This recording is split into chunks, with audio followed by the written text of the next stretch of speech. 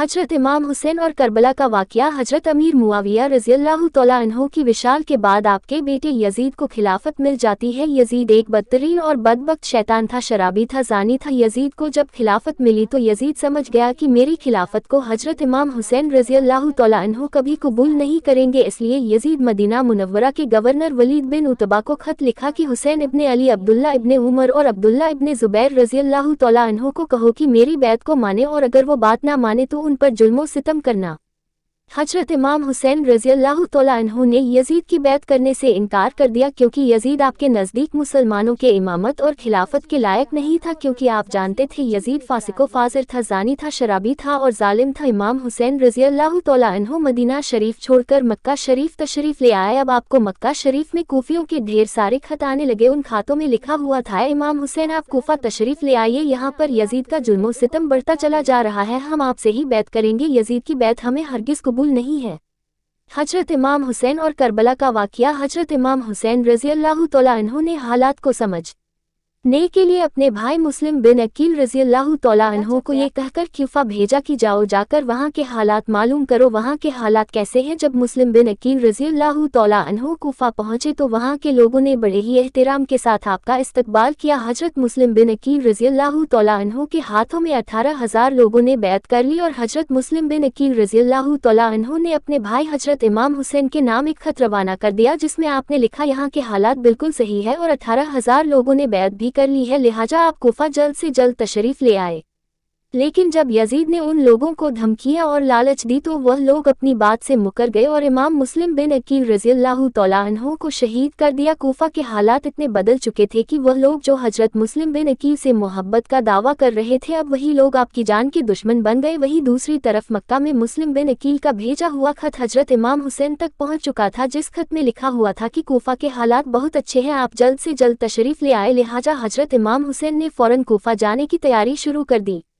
हजरत इमाम हुसैन अपने तमाम अहले खाना के साथ कूफा के लिए रवाना हुए। इमाम हुसैन इब्ने अली को हजरत मुस्लिम बिन अकील की शहादत और कूफा की बेवफाई की खबर उस वक्त मिली जब आप मक्का शरीफ से कूफा की तरफ रवाना हो चुके थे। जब आप कूफा शहर के बिल्कुल करीब पहुंच गए तो आपको यजीदी फौज ने रोकने की कोशिश की। हजरत इमाम हुसैन ने फरमाया कि मैं तुम लोगों के बुलाने पर ही कूफा शहर में आया हूँ, अगर तुम लोग चाहते हो कि मैं ना आऊँ तो वापस जाने दो, मैं जाने के लिए तैयार हूँ। यजीदी फौज ने हजरत इमाम हुसैन को कूफा शहर में दाखिल नहीं होने दिया। हजरत इमाम हुसैन रज़ियल्लाहु तआला अन्हु का करबला का सफ़र, लिहाजा हजरत इमाम हुसैन अपने पूरे काफिले के साथ अपना रास्ता बदल लिए। चलते चलते जब आप एक चटियल मैदान में पहुंच गए तो आपने एक शख्स से सवाल किया कि यह कौन सी जगह है। उस शख्स ने कहा, इस जगह को करबला कहा जाता है। आपने फौरन अपने पूरे लश्कर को हुक्म दिया कि यहीं पर खेमा लगा दिया जाए। मोहतरम अजीज दोस्तों, इस तरह से हजरत इमाम हुसैन करबला में पहुंचे। उधर यजीदी फौज को जब इस बात का इल्म हुआ कि हजरत इमाम हुसैन ने अपना खेमा करबला के मैदान में लगाया हुआ है तो यजीदी फौज ने भी फौरन करबला के मैदान में पहुंचना शुरू कर दिया। यजीद की जो फौज करबला पहुंच रही थी उनकी सिपह सालारी इब्ने साद कर रहा था। हजरत इमाम हुसैन ने इब्ने साद से कहा कि या तो तुम मुझे यजीद के पास ले चलो या फिर मुझे अपने शहर मक्का वापस जाने दो। लेकिन इब्ने साद इन दोनों बातों में से कोई भी बात नहीं मानी और वो आपको बैत करने पर मजबूर करता रहा, लेकिन हजरत इमाम हुसैन ने उसकी बात से इनकार कर दिया। दिन गुजरते गए और 3 मुहर्रम का दिन आ गया। अब जालिम यजीद ने इमाम हुसैन के सामने 22,000 सिपाहियों का लश्कर भेज दिया। दूसरी तरफ हजरत इमाम हुसैन के साथ 82 लोग थे, जिसमें औरतें और बच्चे भी शामिल थे। कितनी हैरत की बात है कि यजीदियों में इमाम हुसैन का इतना खौफ था कि जहां इमाम हुसैन सिर्फ 82 लोगों के साथ मैदान करबला में थे, जिसमें औरतें और बच्चे भी शामिल थे, वहीं यजीद ने मुकाबले के लिए आपके सामने 22,000 का लश्कर भेज दिया, जो कि इमाम हुसैन के सामने 100 गुना से भी ज्यादा था। इमाम हुसैन के सामने यजीदी फौज के हौसले पस्त हो गए और उन लोगों में से किसी में भी इतनी हिम्मत नहीं थी कि वो हजरत इमाम हुसैन से मुकाबला कर सके। आखिरकार उन्होंने यह फैसला किया कि अगर इमाम हुसैन को हराना है तो उनका पानी बंद करना पड़ेगा, तभी इनका मुकाबला किया जा सकता है। दिन गुजरते गए और 7 मुहर्रम का दिन आ गया और 7 मुहर्रम को ही यजीदी फौज ने इमाम हुसैन के काफिले वालों पर पानी बंद कर दिया।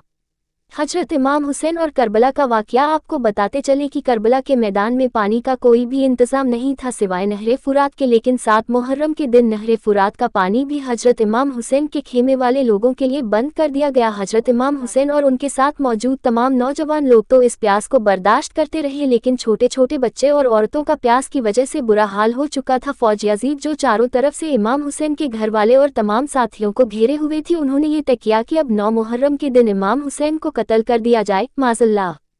हजरत इमाम हुसैन ने हजरत अब्बास रज़ियल्लाहु तआला अन्हु से कहा, अब्बास जाओ यजीदी फौज के पास और उनसे कहो हमें एक रात अल्लाह की इबादत करने के लिए दी जाए। जब हजरत अब्बास ने यजीदी फौज से एक रात की मोहलत के लिए कहा तो उन लोगों ने आपकी बात मान ली। जब तक 9 मुहर्रम की तारीख आई तब तक हजरत इमाम हुसैन को ये यकीन हो चुका था कि यजीद की फौज का मकसद सिर्फ और सिर्फ मुझे शहीद करना है, इसके अलावा यजीद और कुछ भी करने के लिए तैयार नहीं है। इसलिए हजरत इमाम हुसैन ने 9 मुहर्रम की रात में अपने तमाम खीमे वालों को एक जगह पर इकट्ठा किया और आपने कहा कि यह बात तो तय हो चुकी है, यहाँ पर मौजूद सभी लोग 1-2 दिन के अंदर शहीद कर दिए जाएंगे, इसलिए यहाँ मौजूद आप में से जो भी वापस लौटना चाहते हैं वह लौट जाएं। हजरत इमाम हुसैन ने फौरन खेमे में जल रहे तमाम दियों को बुझवा दिया और अंधेरा करवा दिया था ताकि जो भी जाना चाहे वो चला जाए। थोड़ी देर बाद जब दियों को दोबारा जलाया गया तो सारे के सारे लोग बैठे आंसू बहा रहे थे, यानी कोई भी हजरत इमाम हुसैन को छोड़कर जाने के लिए तैयार नहीं था।